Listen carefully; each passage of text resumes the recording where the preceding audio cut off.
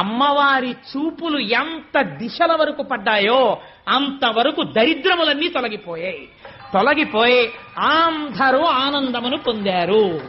లక్ష్మీదేవి జన్మించింది. ఆనాడు పాలసముద్రం దగ్గర ఉత్సవం జరిగినట్టు జరుగుతోంది. నేను ఇక్కడ నమ్మి ఒక మాట చెప్తున్నాను.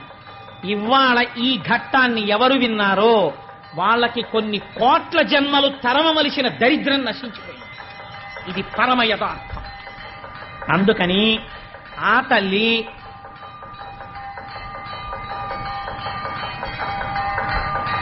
ఒక్కసారి మీ అందరూ కూడా మానసికంగా అదిగో అక్కడ నీరాజనాన్ని తీసుకోండి, ఒక్కసారి అది కళ్ళకద్దుకుని నమస్కారం చేసుకోండి.